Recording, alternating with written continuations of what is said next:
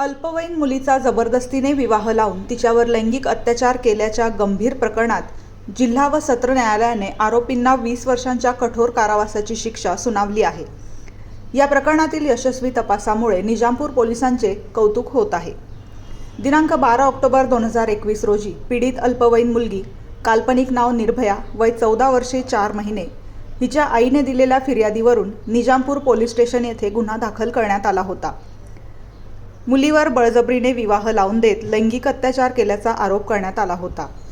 या प्रकरणी भारतीय दंड संहिता कलम 376(2) फ, 376(2) N 34 तसेच protection of children from sexual offence act 2012 अंतर्गत कलम 4, 6, 8, 12 आणि prohibition of child marriage act 2006 अंतर्गत कलम 9, 10, 11 प्रमाणे गुन्हा नोंदवण्यात आला होता।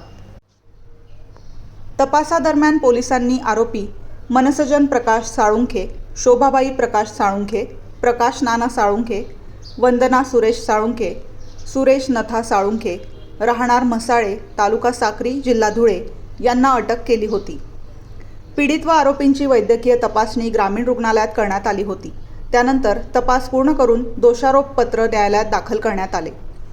सुनावणी अंती district and session court Dhule येथील विशेष पोक्सो न्यायाधीश माननीय यास्मीनजी देशमुख यांनी सर्व आरोपींना दोषी ठरवत 20 वर्षांची शिक्षा सुनावली। ही कारवाई तत्कालीन पोलीस अधीक्षक प्रवीण पाटील, अपर पोलीस अधीक्षक प्रशांत बच्छाव, उपविभागीय पोलीस अधिकारी प्रदीप मैराळे यांच्या मार्गदर्शनाखाली पार पडली।